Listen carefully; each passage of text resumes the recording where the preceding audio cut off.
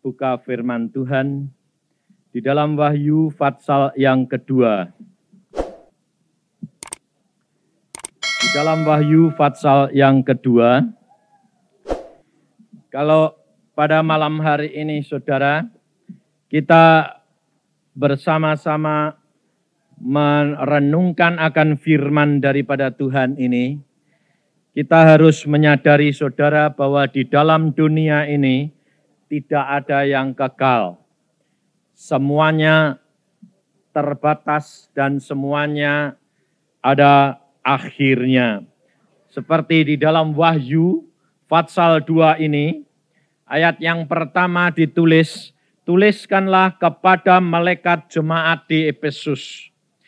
Ini surat kepada jemaat di Efesus, padahal zaman sekarang jemaat Efesus sudah sirna. Maka dari itu saudara, kita harus menyadari bahwa Wahyu, Alkitab, dan bahwa firman Tuhan ini adalah firman Tuhan yang hidup. Dia tidak pernah berhenti. Manusia boleh berakhir, tetapi firman ini jalan terus. Mengapa? Karena di dalam 7 sidang Jumat ini yang ditulis oleh Yohanes, di mana dia mendapatkan penglihatan daripada Tuhan Yesus pribadi, ini menggambarkan 7 kelompok orang-orang percaya, saudara. Maka dari itu pada malam hari ini, saya berdoa, Tuhan berkata, berikan firman-Ku ini. Dan jangan saudara mengira bahwa firman ini untuk sudah lalu atau untuk kelompok-kelompok sidang jemaat di Asia kecil, tetapi untuk saudara dan saya. Maka dari itu kita harus benar-benar membuka hati, bahwa kita tahu bahwa firman Allah yang hidup ini akan terjadi di dalam hidup saudara dan saya. Firman Tuhan berkata begini, inilah firman dari Dia yang memegang 7 bintang itu di tangan kanannya dan berjalan di antara 7 kaki dian emas itu. Aku tahu segala pekerjaanmu, baik jerih payahmu maupun ketekunanmu. Aku tahu bahwa engkau tidak dapat sabar terhadap orang-orang jahat, bahwa engkau telah mencobai mereka yang menyebut dirinya rasul, tetapi yang sebenarnya tidak demikian. Bahwa engkau telah mendapati mereka pendusta, dan engkau tetap sabar dan menderita oleh karena nama-Ku, dan engkau tidak mengenal lelah. Namun demikian aku mencela engkau, karena engkau telah meninggalkan kasih-Mu yang semula. Sebab itu ingatlah betapa dalamnya engkau telah jatuh. Bertobatlah dan lakukanlah lagi apa yang semula engkau lakukan. Jika tidak demikian, aku akan datang kepadamu dan aku akan mengambil kaki dianmu dari tempatnya, jikalau engkau tidak bertobat. Tetapi ini yang ada padamu, yaitu engkau membenci segala perbuatan pengikut-pengikut Nikolaus, yang juga kubenci. Siapa bertelinga hendaklah ia mendengarkan apa yang dikatakan Roh kepada jemaat-jemaat. Barang siapa menang, ia akan diberi makan dari pohon kehidupan yang ada di taman Firdaus Allah. Saudara, banyak orang Kristen bertanya kepada saya, bukankah kita kalau sudah sekali bertobat, dan kita sudah dipermandikan, kita sudah percaya akan Yesus Kristus, sekali percaya, apakah bukan berarti kita pasti masuk surga? Saya katakan, pasti, asal engkau tetap di dalam Yesus.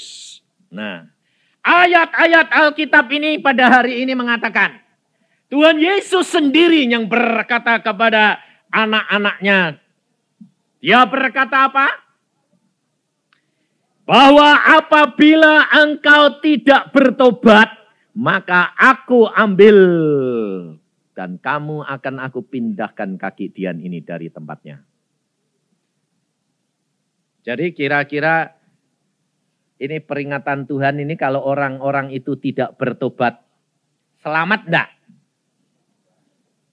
Hah? Enggak. Jadi jangan enak-enak. Maka dari itu kita harus sadar bahwa kekristenan ini, Yesus berkata, coba perhatikan, aku tahu segala pekerjaanmu. Ini satu jaminan, saudara. Bahwa Yesus tahu segala yang saudara dan saya lakukan. Tidak ada satupun yang tersembunyi. Engkau boleh menyembunyikan perbuatanmu terhadap istri, terhadap suami, terhadap ayah, terhadap anak, terhadap orang tua. Tapi terhadap Yesus tidak ada sesuatu yang tersembunyi. Betul enggak? Maka dari itu jangan enak-enak jadi orang Kristen. Kita kerap kali jadi orang Kristen dapat mengatakan puji Tuhan kalau sedang diberkati. Tapi coba kalau sedang dipukul, bisa puji Tuhan enggak? Hah? Kira-kira kalau anak saudara nakal, kamu pukul, jebret, dia bilang puji Tuhan. Kira-kira saudara tambah dijebret lagi apa enggak?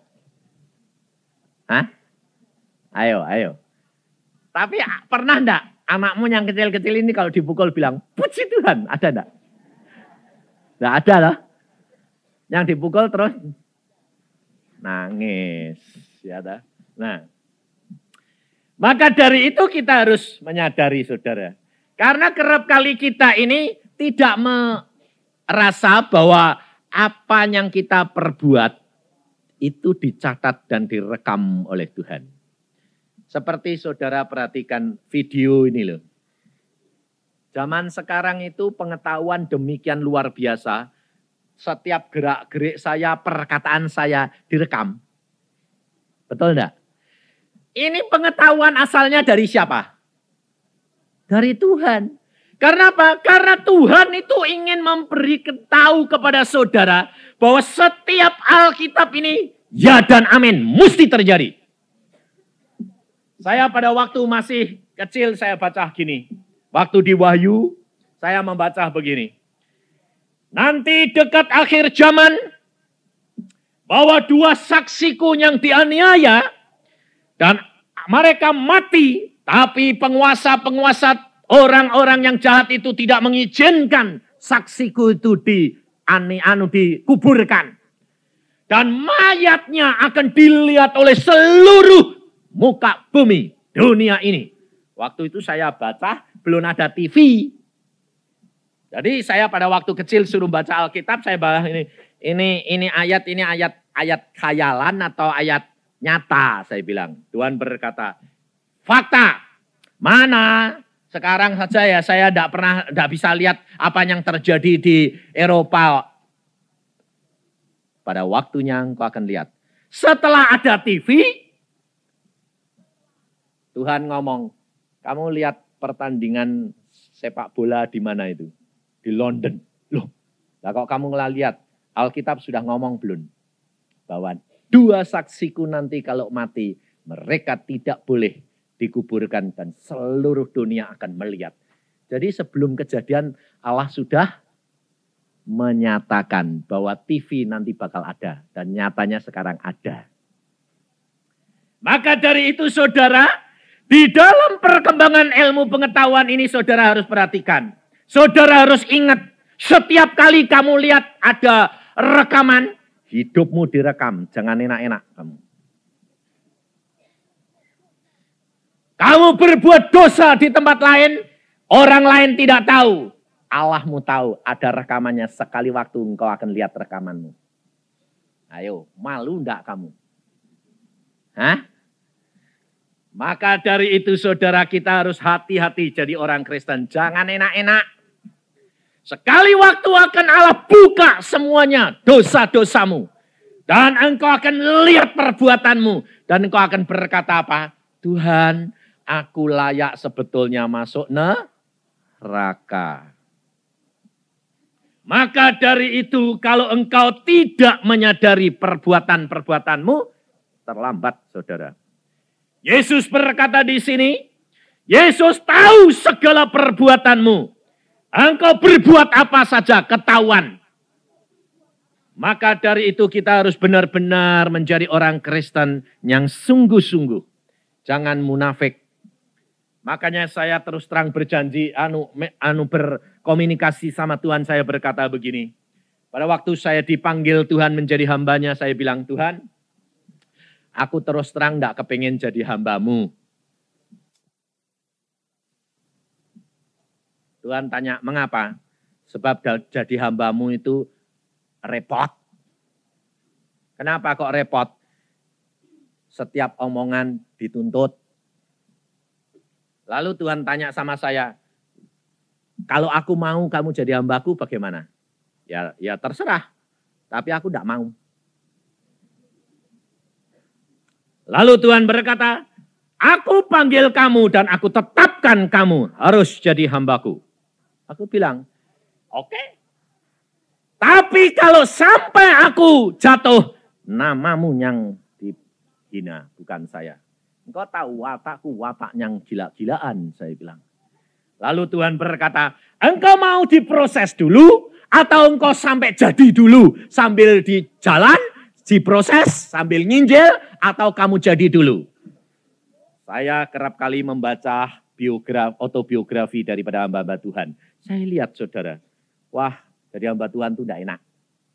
Banyak godaannya, banyak jatuhnya. Saya bilang, udahlah, pokoknya kalau engkau tidak jamin aku tidak mau jadi hambamu. Lalu Tuhan mengatakan, oke, aku jamin. Bagaimana caranya? Tidak peduli. Lalu Tuhan berkata, aku akan proses kamu lebih dahulu. Wah, itu Pak, itu masih muda itu.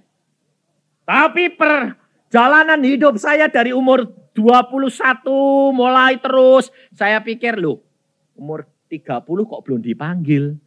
Umur 35 belum dipanggil. Umur 40 belum dipanggil. Saya pikir gini, oh Tuhan wis lupa. Sebab biasanya hamba-hamba Tuhan itu dipakai langsung dari muda. Ini umur 40 belum dipanggil. Langsung saya bilang sama istri saya, ini mungkin panggilannya Tuhan sudah lewat, sudah lalu. Mungkin Tuhan sudah bosan lihat saya. Tidak taunya apa terjadi saudara. Tuhan itu lebih tahu daripada saya. Karena apa?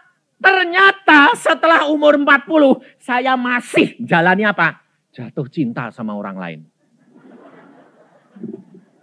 Lah kan seandainya kalau saya itu sudah jadi hamba Tuhan, lalu akan jatuh cinta sama orang lain. Lah kan cilaka 12, betul enggak? Betul enggak? Nah, lalu pada waktu saya umur 25, saya ini diundang ke Amerika. Saya pikir, wah diundang Amerika jadi hamba Tuhan. Disuruh sekolah 5 tahun jadi hamba Tuhan, pendeta. Lalu saya bilang, Tuhan aku mau. Wah ini mungkin panggilan saya itu di situ. Saya bilang, sekolah kedokteran gigi saya mau tinggalkan. Papa sudah bilang, oke, kamu berangkat. Saya pikir, wah sudah waktunya ini. Wah umur 25 ini. Wah saya mau sekolah. Saya sembahyang. Tuhan, aku sekolah ya, ke Amerika ya. Sebabnya apa? Ongkos tidak usah bayar. Pakaian tidak usah bawa. Uang tidak usah. Semua ditanggung oleh mereka. Dan semua gratis 5 tahun. Siapa yang tidak mau? Mau. Saya berdoa lagi. Tuhan, sekarang waktunya kah? Tuhan bilang, tidak. Loh. Kenapa tidak? Padahal saya sudah punya pacar. Istri saya sekarang ini pacar saya. Saya pacaran 13 tahun. Dan pacar saya itu. Langsung Tuhan berkata, tidak. Kenapa Tuhan? Nanti kamu tahu. Saya enggak tahu, saudara, apa yang ada di dalam daging saya ini enggak tahu. Ternyata apa terjadi? Saya tidak boleh pergi ke Amerika. Karena apa? Belakangan saya barusan tahu. Kenapa? Saya ini kalau lihat orang matanya biru, kesengsem luar biasa.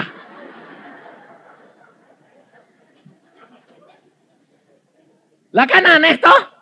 Saya sendiri tidak tahu lah karena saya orang Jepara hidupnya di desa, ketemunya coklat hitam semua. Pada waktu saya jadi mahasiswa, ketemu orang Amerika, matanya biru, rambutnya pirang. Saya itu gini. Saya langsung dalam hati saya bilang, wah sebetulnya perempuan begini loh yang saya suka.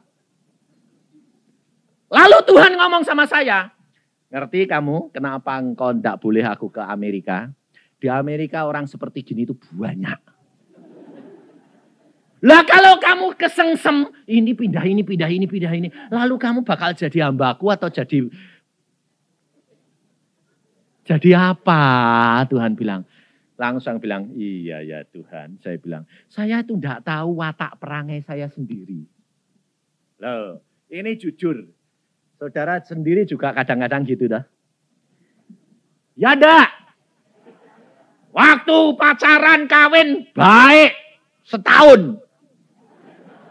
Tapi kalau sudah itu, lu kok bisa kecantol orang lain itu sebabnya apa?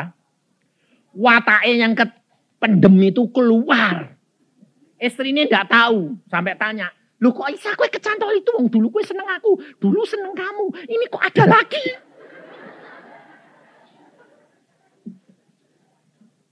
Ini kerap kali kita tidak menyadari, saudara. Tetapi jikalau kita berjalan dengan Yesus, dari tahun ke tahun dibukakan Tuhan rahasia-rahasia apa yang ada di dalam kehidupan kita, saudara. Maka dari itu kita menjadi orang Kristen harus benar-benar percaya dan yakin bahwa Allahmu itu tahu apa yang terbaik buat hidupmu. Dan saya dipanggil Tuhan menjadi hambanya penuh umur 45 tahun. Kenapa? Karena pada waktu saya umur 42, saya jatuh cinta sama perempuan lain. Tapi saya ngomong sama istri saya loh. Jangan kira saya tidak ngomong, tidak kayak kamu.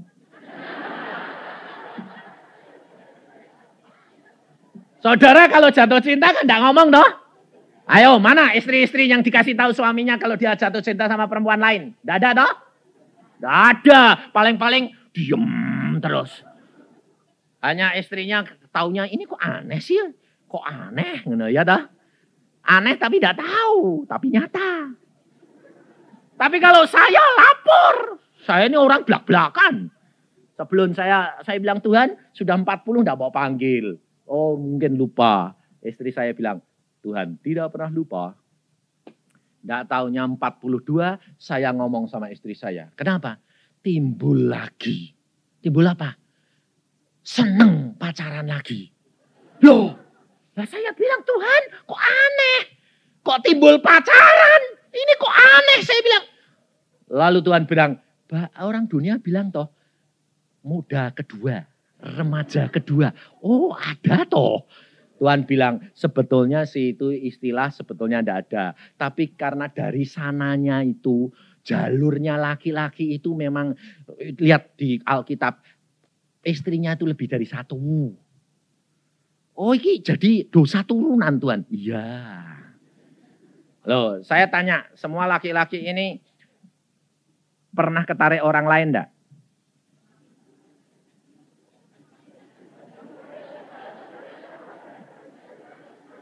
Jujur, sudah punya istri, pernah ketarik orang lain enggak? Hah? Wah, itu jujur itu pernah. Kalau enggak pernah, bohong. Munafik itu. Cuma hanya di depan istrinya aja ketakutan. Karena apa? Takut dicakari. Tapi kalau istri saya enggak pernah nyakar. Kalau saya katakan, aku kok kepingin pacaran lagi. Istri saya bilang apa? Pacaran enggak aku.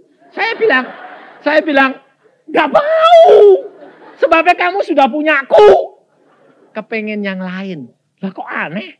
Nggak tahu. Doain. Setiap malam saya didoakan istri saya. Setiap malam istri saya tumpang tangan. Tuhan, dia milikku, dirangkul. Tuhan, dia milikku. Nah, tapi istri-istri tidak pernah berbuat begitu lah. Karena apa enggak? Karena enggak pernah suami-suami ini jujur. Makanya harus saya katakan, setiap malam berdoa bersama. Tumpang tangan satu kepada yang lain. Kau akan lihat ada kesatuan yang tidak pernah dipisahkan oleh Allah. Dan itu pengalaman kami, saudara. Maka dari itu saya terus terang.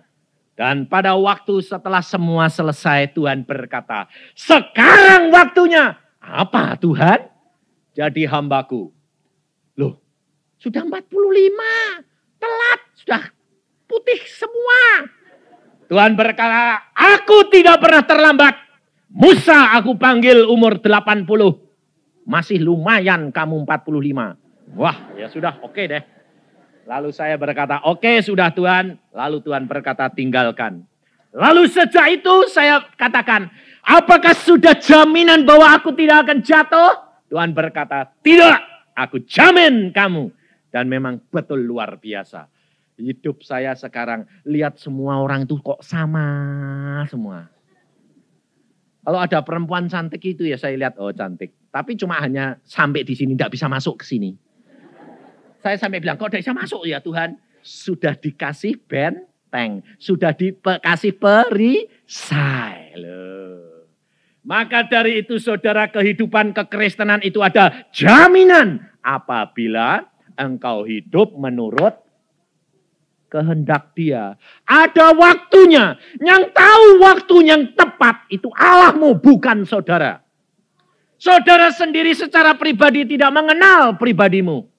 Dulu saudara tidak mengenal akan watak perangaimu. Tapi di dalam Yesus engkau akan lihat dan engkau akan mengenal. Dan Yesus sudah berkata akan dibukakan satu demi satu. Di sini dikatakan, Yesus berkata, aku tahu segala pekerjaanmu, baik jerih payahmu maupun ketekunanmu. Aku tahu bahwa engkau tidak dapat sabar terhadap orang-orang jahat, bahwa engkau telah mencobai mereka yang menyebut dirinya rasul, tetapi yang sebenarnya tidak demikian. Ini Alkitab sudah memberikan contoh kepada kita dan memperingatkan saudara dan saya. Bahwa saudara menjadi orang Kristen harus tekun. Harus setia. Di sini Yesus berkata, aku tahu ketekunanmu. Ini dituntut oleh Tuhan Yesus kepada saudara sekalian. Ketekunan saudara menjadi pengikut Yesus, ini harus dilakukan benar-benar. Tetapi di sini Yesus berkata apa? Aku tahu bahwa engkau tidak tahan terhadap orang jahat. Loh. Saudara ternyata tidak tahan terhadap orang jahat. Yang dikatakan oleh Tuhan Yesus di sini orang jahat ini orang dunia atau orang Kristen? Hah? Terutama di dalam ayat ini. Malam ini kita berbicara. Yang dikatakan oleh Tuhan Yesus ini perkara orang jahat ini orang Kristen atau orang bukan Kristen? Orang Kristen. Karena di sini dikatakan, aku tahu bahwa kamu tidak dapat sabar terhadap orang-orang jahat. Bahwa engkau telah mencobai mereka yang menyebut dirinya rasul. Jadi ini adalah Kristen-Kristen palsu. Hati-hati. Hamba-hamba Tuhan yang mengatakan dirinya hamba-hamba Tuhan. Hati-hati. Kehidupan kekristenan ini semua dilihat dari buahnya. Yesus berkata. Dan harus dicoba, harus diuji. Nah, di sini Tuhan berkata, tetapi kamu telah menguji, mencoba, ternyata mereka rasul palsu. Maka dari itu Yesus memperingatkan saudara sama saya, jangan cepat percaya sama sembarang orang. Sebab sekarang ini, masa sekarang saya kalau lihat dan perhatikan gejala luar biasa. Persekutuan, kekristenan, katanya saudara seiman, kalau datang bawa kesaksian. Ada seorang saudara, ngaku dokter Anda, dokter Andes, ahli bahasa. Dia mengatakan dia baru bertobat. Sekarang dikejar-kejar oleh keluarganya. Lalu sekarang saya mau melarikan diri. Dia cerita dengan bersaksi. Luar biasa. Apa terjadi? Minta bantuan tiket ke ujung pandang. Kemana-kemana. Hamba Tuhan sendiri kena. Teman saya kena, dia bilang, wah Pak Yusak saya kena. Berapa? 200.000. Kenapa? Saya jatuh kasihan. Kenapa? Ceritanya itu hebat. Kamu tidak sembahyang. Lupa. Nah, ini akibatnya saudara. Maka dari itu saya ajar saudara caranya bagaimana. Kalau ada orang datang bicara manis apa, saudara berdoa dalam hati. Gak usah sembahyang nutup mata. Ngomong, Tuhan Roh Kudus berikan aku pengertian siapa dia. Berikan aku roh marifat siapa dia. Perlukah dia ditolong atau tidak. Saudara akan nanti mengalami kalau orang itu palsu. Kau tidak akan dapat digerakkan oleh Roh Kudus untuk jatuh kasihan dan menolong. Ya. Makanya saya orangnya rileks. Kalau ada orang yang datang ke rumah saya rileks. Ada apa? Ini Pak, gini, saya cuma berdoa. Ada seorang ibu, dia sama orang tua, dia cerita, wah gini. Butuhkan pembangunan gini Pak. Saya diam, saya sembahyang. Tuhan, siapa dia? Perlu ndak aku bantu? Kalau aku perlu bantu, engkau gerakkan hatiku untuk bantu. Apa terjadi? Tuhan mengatakan, tidak usah bantu. Kenapa Tuhan? Dia pembohong. Kenapa Tuhan? Lah bagaimana aku bisa tahu kalau dia pembohong? Tuhan berkata, kamu nanti tanya. Ya sudah. Tapi suruh tanya apa enggak dikasih tahu. Waktu ibu ini sudah selesai ngomong, Tuhan saya mau tanya. Ibu saya mau tanya. Padahal Tuhan belum tanya, belum ngomong sama saya lah. Tapi wong Tuhan bilang suruh tanya ya melangkah. Ini kerap kali orang Kristen tidak berani. Saya melangkah. Ibu saya mau tanya. Ya tanya apa Pak? Ibu pernah dapat sumbangan. Ngomong Tuhan. Ngomong. Dapat sumbangan. Ibu pernah dapat sumbangan buat beli organ. Mukanya langsung merah. Biur. Nggak, ya sudah Pak, kita mau pulang nggak jadi minta apa-apa. Loh kenapa Ibu? Loh Pak Yusak kok tahu dapat dengar dari siapa? Tahu apa? Lah ganti saya tanya, tahu apa? Lah perkara organ itu. Loh lah Ibu yang harus cerita dong. Maaf Pak, memang uangnya saya pakai. Jadi organnya enggak jadi beli. Dan akhirnya ya saya minta sumbangan ini buat beli organ. Saudara tahu? Dia akan terbuka di hadapan Tuhan dan kita akan tahu. Kita harus belajar, berlatih, minta pimpinan daripada Roh Kudus. Roh Kudus menolong engkau dalam seluruh kebenaran. Engkau di dalam perdagangan, dalam segala perkara, engkau tidak akan ditipu. Karena Alkitab sudah berkata, apa yang kau bisikkan di dalam kamar sekalipun akan dibukakan oleh Allah. Jangan enak-enak, satu saat perbuatanmu semua dibuka. Maka kita menjadi orang Kristen harus benar-benar terbuka di hadapan hadirat Allah. Mungkin orang itu tidak tahu, tapi satu saat mesti dibukakan. Maka dari itu kalau engkau dengar hamba Tuhan terjadi begini begitu, jangan menghakimi supaya saudara tidak jatuh dalam dosa.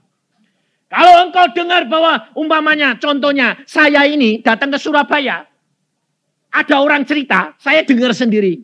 Ditanyai orang, Pak Yusak sekarang jatuh main judi lagi. Hah? Kapan? Oh, Pak Yusak khotbah di Semarang katanya. Orang itu cerita sendiri, dengar langsung di khotbah Pak Yusak di Semarang. Pak Yusak katanya jatuh judi lagi. Coba kamu tanya siapa orangnya, kasetnya di mana.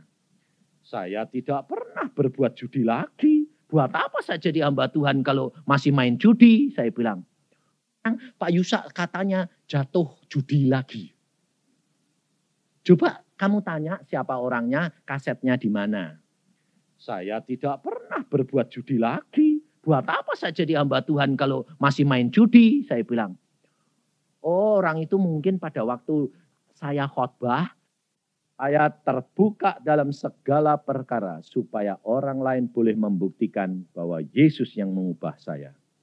Maka dari itu saudara, kita jangan cepat menghakimi. Kita harus menguji. Alkitab berkata, uji mereka.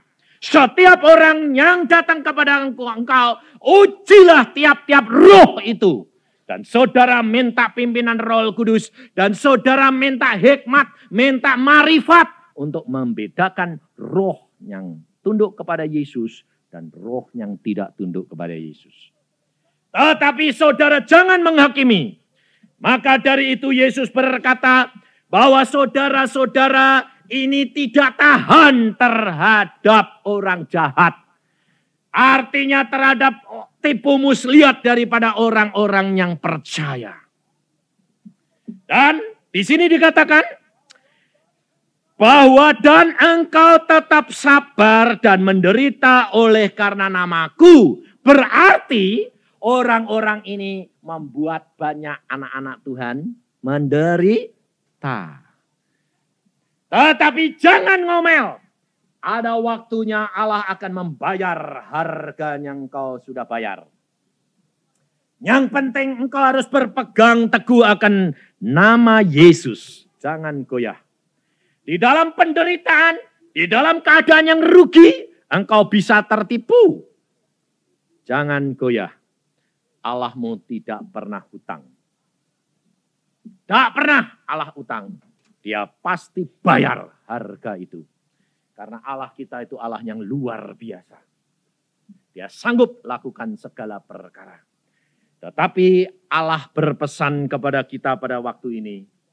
Dan engkau tidak mengenal lelah. Ini harus diperjuangkan terus saudara. Kita harus tekun, setia, sanggup menderita karena nama Yesus. Dan tidak mengenal lelah. Tapi satu perkara yang Tuhan kehendaki apa? Kita disuruh kembali kepada kasih kita yang mula-mula kepada Yesus. Kerap kali kita ini tidak sadar bahwa kasih saudara ini sudah keluar daripada kasih saudara yang mula-mula. Karena kasih kita kerap kali sudah dinilai apa? Dengan materi. Dengan perbuatan. Dengan tingkah laku. Coba perhatikan. Saudara kenal Yesus. Saudara menjadi anak Yesus. Saudara setia. Kemudian saudara turut aktif di dalam gereja. Di dalam persekutuan. Tapi bagaimana saudara kalau lihat majelisnya, lihat pendetanya jatuh, saudara ikut jatuh enggak? Saudara turut kecewa enggak? Hah? Kalau saudara kecewa, kalau saudara mundur, saudara sudah keluar dari kasihmu yang mula-mula. Karena kasihmu kepada Yesus, kamu ukur dengan perbuatan orang lain. Rugi saudara. Masuk surga ndak gandeng-gandengan. Nah ya, saudara mau? Pendetanya masuk surga, kamu masuk surga. Pendetanya masuk neraka, kamu masuk neraka, mau? Saya membaca satu kesaksian saudara. Ini orang Surabaya sendiri yang bersaksi. Sekarang orangnya sudah pulang. Sudah mati. Orang Surabaya. Dia berkata begini. Saya dibawa Tuhan ke alam maut dan saya lihat ada satu tempat di mana ternyata banyak orang Kristen dan pendeta di situ. Dan dia sendiri pada waktu itu kaget. Karena apa? Loh, wong pendeta dan jemaatnya kok di alam maut, tidak di Firdaus. Dan dia lihat pendetanya, pakaiannya ditarik sama jemaatnya. Lalu didorong sana, didorong sini. Lalu dia dengarkan, Tuhan berkata, dengarkan apa omongan mereka. Omongannya apa? Pendeta, kamu nih yang saya ikuti, kamu yang ngajar. Ternyata kok setelah kita pulang sekarang tidak masuk Firdaus, kok masuk di alam maut seperti ini. Tempat yang tidak enak. Kamu ini ngajarnya bagaimana dulu? Kok tidak bawa tuntun sana? Ayo kamu harus bertanggung jawab. Ditarik bajunya. Lalu pendeta ini jawab bagaimana? Aku sendiri ya tidak tahu. Kalau aku tahu siapa yang mau masuk sini. Lula kamu dulu tuh ngajarnya bagaimana? Saya dapatnya begitu, sekolah ya gitu. Saya ajarkan kamu begitu. Loh jadi kamu ya tidak ngerti? Tidak ngerti. Pantesan sekarang ini bagaimana? Kamu harus bertanggung jawab. Lah saya bertanggung jawab sama siapa? Wong saya ya tidak ngerti. Saudara tahu? Maka dari itu saudara, engkau harus membaca firman Tuhan. Saya tidak bosan-bosannya selalu peringatkan saudara. Baca Alkitab setiap hari. Baca Alkitab setiap hari. Berdoa setiap hari. Mengapa? Dengan engkau membaca firman Tuhan setiap hari, engkau akan dibersihkan oleh Yesus. Semua sifat perangaimu akan dibongkar oleh Yesus. Dan jikalau engkau masih punya, cepat bertobat. Jangan main-main. Sebab kita terus terang jujur. Kita umpamanya punya kelemahan. Saya ini punya kelemahan. Dulu punya kelemahan mata keranjang. Sekarang saya tahu kalau itu mata keranjang itu tidak baik. Betul dah? Tapi kalau saya ketemu orang yang cantik sengaja saya lihati. Terus lama-lama masuk enggak? Masuk. Cara bagaimana masuknya? Pertama saudara bisa tahu. Mulai masuk dalam pikiran. Kemudian kalau malam terbayang-bayang. Ayo. Makanya di sini saya peringatkan. Suami istri kalau masih terbayang-bayang pacarnya zaman dulu berzina itu. Harus dipotong. Hapus, tidak boleh. Karena itu tidak hidup dalam kekudusan. Saudara tahu? Saya ketemu seorang ibu. Dia datang kepada saya, anaknya sudah beberapa. Saya berdoa, dia minta konseling. Dia orangnya tertutup. Waktu konseling berdoa, saya tanya, Ibu hidup dengan suamimu tidak benar. Dia berkata, iya Pak. Engkau tidak dapat mengasihi suamimu karena kamu teringat akan pacarmu yang dulu. Dia bilang, iya Pak. Saya kalau ketemu sama suami saya, itu bisa rasanya tuh dingin luar biasa. Kalau saya tidak membayangkan pacar saya tidak bisa kumpul sama suami saya, saudara tahu. Hidup bertahun-tahun, lebih dari 10 tahun. Cepat bertobat. Kalau tidak engkau hidup dalam perzinahan, Allah tidak akan berkati kamu dan engkau hidup dalam kekotoran. Menangis dia berkata, Tuhan ampuni aku. Dan aku mau bertobat. Aku sadar itu ternyata suatu perzinahan. Saudara tahu? Kita kerap kali kekristenan kita hanya terselubung oleh perkara-perkara jasmani. Tidak dalam perkara-perkara rohani yang dipraktekkan di dalam jasmani. Maka Yesus berkata, kau harus kembali kepada kasihmu yang mula-mula. Kasih kita yang mula-mula kepada Yesus. Saudara perhatikan, orang yang baru bertobat yang pertama kali dengan Yesus, minta apa saja diberi. Betul enggak? Kenapa setelah kamu jadi orang Kristen berapa lama? Berdoa minta apa-apa tidak pernah dikasih. Karena engkau kehilangan kasih yang mula-mula, saudara tahu. Kasih Yesus yang mula-mula, kita akan lihat di dalam 1 Korintus pasal yang ke-13. Kasih itu sabar, kasih itu murah hati, kasih itu tidak cemburu, kasih itu tidak memegahkan diri dan tidak sombong. Ia tidak melakukan yang tidak sopan dan tidak mencari keuntungan diri sendiri. Ia tidak pemarah dan tidak menyimpan kesalahan orang lain. Ia tidak bersukacita karena ketidakadilan, tetapi karena kebenaran. Ia menutupi segala sesuatu, percaya segala sesuatu, mengharapkan segala sesuatu, sabar menanggung segala sesuatu. Ini kasih, saudara, yang Tuhan mau. Tetapi kasih ini bagaimana bisa menjadi bagian saudara? Ini masalahnya. Kasih ini adalah buah roh. Roh ini untuk berbuah, dia harus ada tempat untuk ditanam. Tempatnya adalah saudara dan saya. Karena saudara dan saya adalah tanah liat. Saudara dan saya adalah tanah-tanah liat yang dibentuk oleh Tuhan. Dan itu ditanamkan roh. Roh Kudus yang ditanamkan dalam hati kita, dia harus berbuah. Kalau tidak berbuah, engkau bakal ditebang oleh Yesus. Engkau boleh berkarunia. Kalau saudara baca nanti di dalam 1 Korintus 13. Sekalipun aku dapat berkata-kata dengan semua bahasa manusia. Dan bahasa malaikat, engkau sudah berkarunia lidah sekalipun.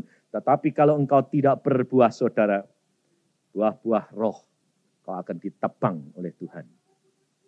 Sekalipun kamu punya iman yang besar, iman memindahkan gunung. Tapi kalau engkau tidak punya buah roh kasih ini, engkau akan ditebang. Sekalipun engkau mengorbankan harta bendamu, kau tidak punya kasih, tidak ada buahnya, engkau akan ditebang, saudara tahu. Pengorbananmu, bahasa lidahmu, perlengkapan-perlengkapan karunia, tidak ada artinya tanpa buah-buah roh. Semua itu diperlukan untuk apa? Untuk menunjang karunia-karunia, perbuatan baik, pengorbanan, iman, itu diperlukan untuk apa? Untuk menunjang roh supaya berbuah. Dan untuk berbuah, roh ini harus kerja sama dengan roh dan jiwa kita. Allah berkata, Rasul Paulus berkata bahwa saudara dan saya adalah teman sekerja Allah. Allah, Roh Kudus yang ada di dalam diri kita, jiwa dan roh kita manusia bekerja sama menghasilkan buah-buah, yaitu kasih ini, sabar, rendah hati, lemah lembut. Hati-hati, saudara. Kita harus benar-benar memeriksa diri kita. Jangan enak-enak. Saudara korban, belum tentu. Yesus menghendaki buah roh, kerjasama antara Roh Kudus dan engkau pribadi. Masuk surga ndak gandeng-gandengan, hati-hati. Kita bertanggung jawab satu demi satu. Makanya ada ibu dibawa ke Firdaus selama sehari semalam. Ibu ini dia menulis pengalamannya. Dia berkata bahwa ternyata di sana seorang hamba Tuhan sekalipun, dia mahkotanya, pahalanya terhilang karena dia tidak mengasihi Yesus sampai akhir. Dia bertanya kepada malaikat, kenapa itu orang hamba Tuhan itu, saya kenal hamba Tuhan itu, kok tidak punya mahkota? Malah orang tua-tua itu kok punya mahkota? Malaikat berkata, dia dicopot mahkotanya oleh Yesus. Kenapa? Karena dia sombong. Maka dari itu saudara apa? Kenapa dia bisa sombong? Karena dia merasa dapat banyak jiwa. Hati-hati saudara. Kita harus berbuah. Kita harus benar-benar memeriksa diri. Sudahkah kita sabar? Sabar terhadap apa? Sabar kalau terhadap orang yang ngasih kita gampang. Betul loh? Kalau orang itu baik sama kita ya sabar. Coba kalau orang itu ngasih berkat banyak.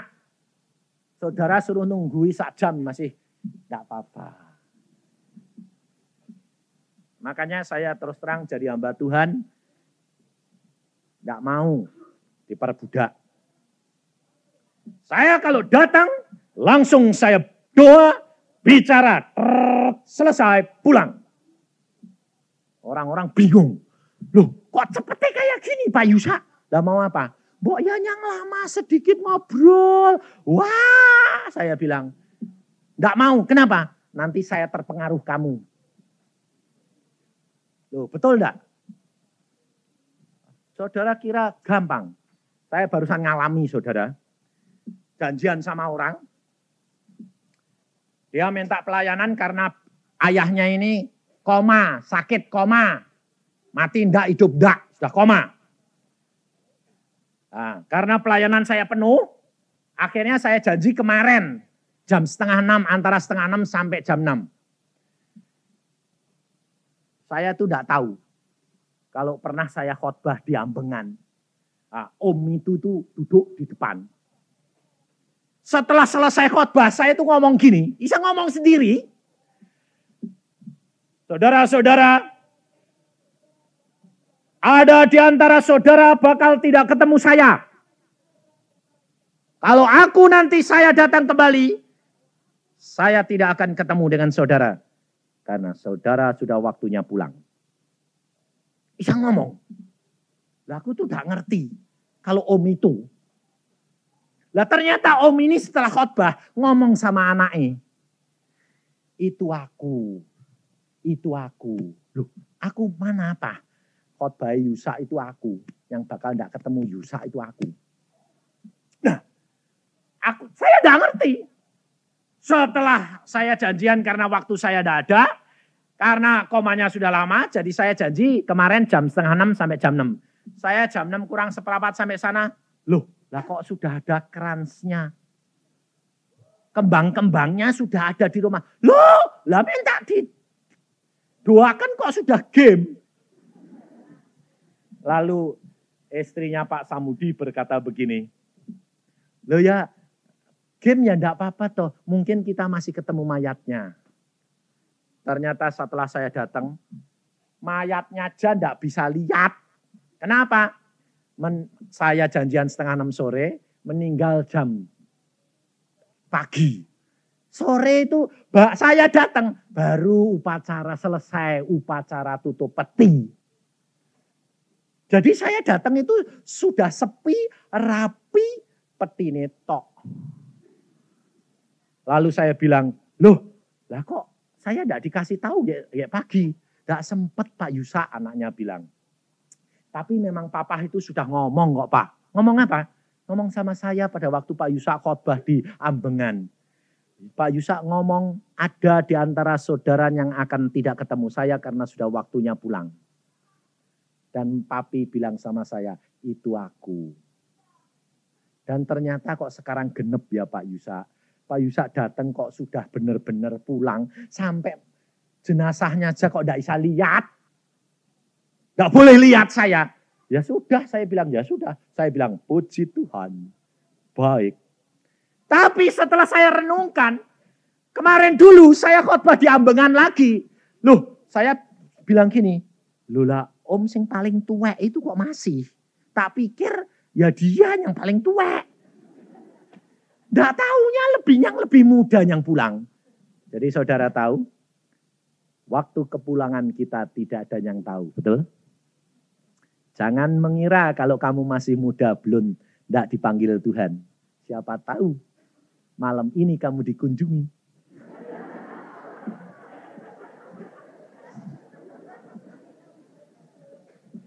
Sudah siap belum? Hah? Ini malah ibu-ibu di sini. Siap. Saudara harus siap setiap saat, jangan main-main. Tidak ada orang yang tahu kapan kamu dipanggil. Tetapi ada satu perkara saya beritahukan kepada saudara. Kalau engkau menyenangkan hatinya Tuhan, itu minta apa saja diberi. Bisa diundur enggak? Bisa. Raja Hizkia pada waktu dia diberitahu oleh Yesaya, waktunya sudah tiba, engkau harus pesan kepada keluargamu karena kau harus pulang mati. Hizkia menangis, dia minta ditambahi oleh Tuhan. Ditambahi berapa? 15 tahun. Loh, kalau menyenangkan hati Tuhan itu loh, enak. Dan ini pengalaman ibu saya sama tante saya. Tante saya ditambahi Tuhan 15 tahun. Tapi ibu saya ditambahi cuma beberapa tahun. 3 tahun cumaan. Tapi diundur berapa? 3 kali ibu saya. Pertama kali pada waktu koma 2 minggu. Sudah koma 2 minggu. Saudara semua dipanggil, tidak ada yang belum datang. Kecuali Yusa. Saya diintrokal sama kakak saya. Kamu ini anak putau. Kenapa sih kok putau? Saya bilang kok marah-marah. Kenapa kamu tidak datang sendiri? Semua saudaramu sudah datang. Mamah tinggal menunggu kamu untuk keberangkatannya. Kamu ingin mamah mati atau mamah hidup? Kenapa? Kalau saya pulang mamah mati. Ya sudah jangan pulang. Loh lah kok gitu? Putau ngomong gampang saya bilang. Kenapa gitu? Tuhan berkata, selesaikan dulu pekerjaanku. Nanti setelah itu aku perintahkan kamu pulang. Saya menyelesaikan lagi beberapa hari. Setelah selesai Tuhan baru berkata, sekarang kamu pulang dengan istri dan anak-anakmu. Tilik ibumu. Saya pikir tilik yang terakhir. Sampai sana jam 3 saya sembahyang, Tuhan. Apa yang aku harus lakukan? Bangunkan ibumu. Saya masuk kamar. Mama, bangun. Mama buka mata. Hah? Loh nak, kok kamu kok datang? Iya, nilai kamu. Lalu, mama itu selama 2 minggu itu ngapain? Ya enggak apa-apa itu, rasanya tidur. Koma, saudara tahu.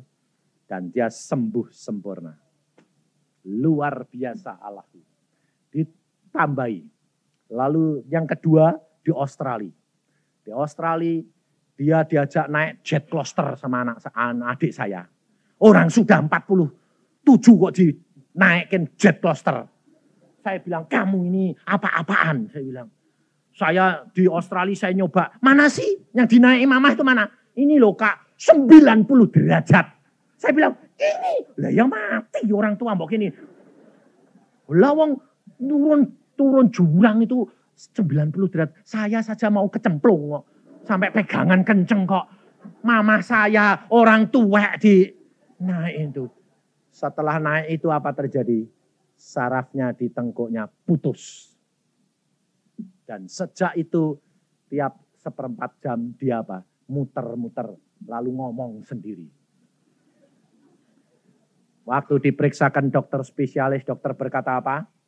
No hope, paling lama 1 bulan. Dia pasti meninggal. Karena syarafnya sudah putus dan setiap 1/4 jam berbicara sendiri. Tanpa kontrol. Waktu kami di introkal, aduh mama. Lalu saya berdoa sama adik saya, Tuhan mamaku kenapa? Tuhan berkata apa? Sudah waktunya pulang. Wah, pulang Tuhan, pulang. Ya sudah. Terus saya tanya, tapi kalau mati di Australia, anaknya di Indonesia, cucunya sama jumlah semuanya 30, yang ngongkosi ke Australia siapa? Ayo, engkau kasih duit, pergi ke sana, atau jenazah dikirim ke sini? Saya bilang, saya tanya gitu, Tuhan bilang apa? Apa maksudmu? Maumu bagaimana? Luar biasa enggak Allah kita itu. Karena apa? Karena kita mengasihi, digenti ditanya, Maumu bagaimana? Gini loh Tuhan, biar mati ya mati, tapi di Indonesia, wong anake di Indonesia itu banyak cucuke. Oh ya, oke. Tuhan bilang, oke Tuhan, oke. Kalau gitu dia biar pulang dong Tuhan. Boleh. Tapi Tuhan, tambah lagi saya. Tapi Tuhan, nanti kalau di pesawat muter-muter ngomong sendiri. Bagaimana? Itu anak Tuhan dianggap orang gila. Terus Tuhan berkata, lah terus maksudmu apa? Jamah dulu dong Tuhan, supaya sembuh menjadi kemuliaan. Baik, Tuhan bilang. Kapan Tuhan?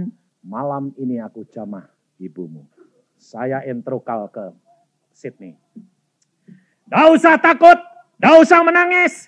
Malam ini Allah akan jamah dan ibu sembuh, tapi cepat pulang.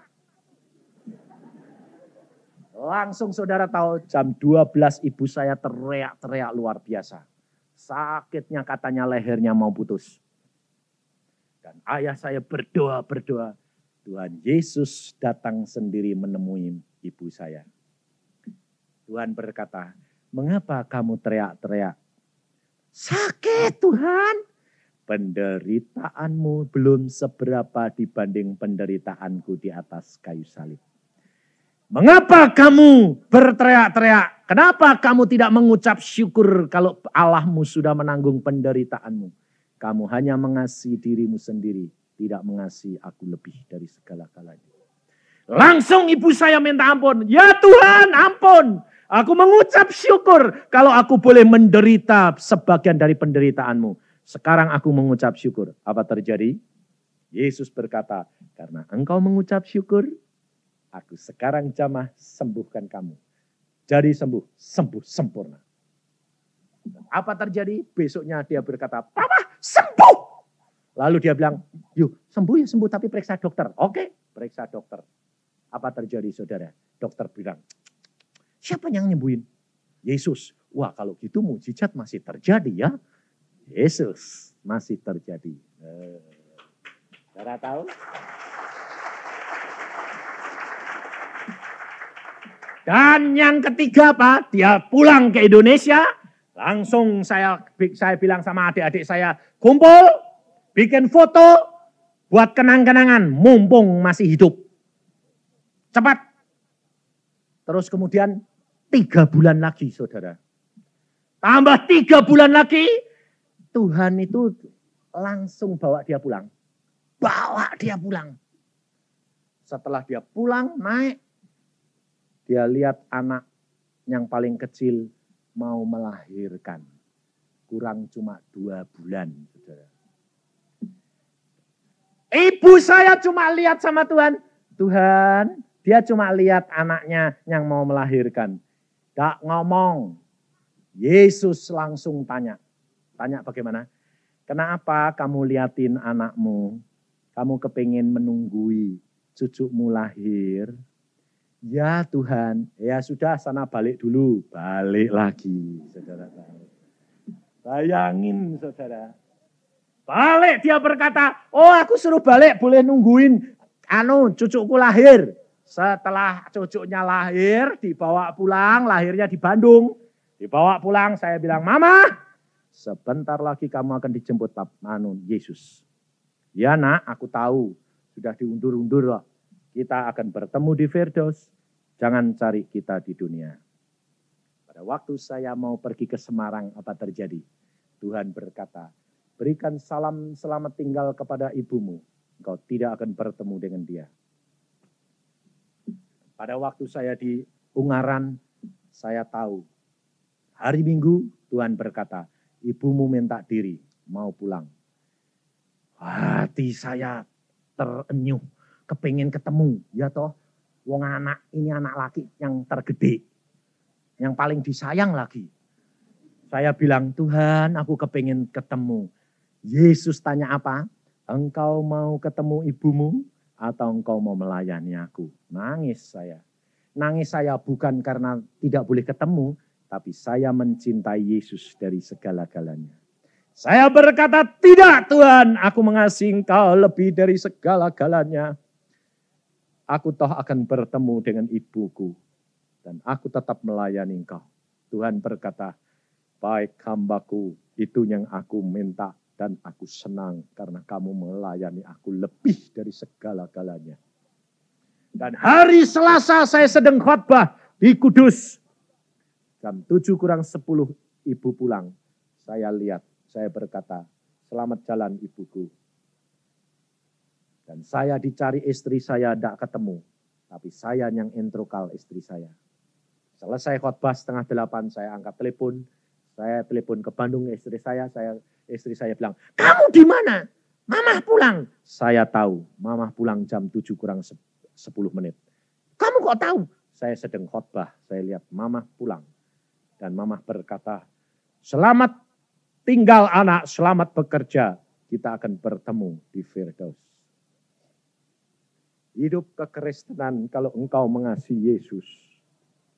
Mengutamakan Yesus. Apa saja yang akan terjadi, Yesus beritahukan kepada saudara. Adakah engkau mengasihi Yesus sungguh-sungguh? Mari kita berdoa.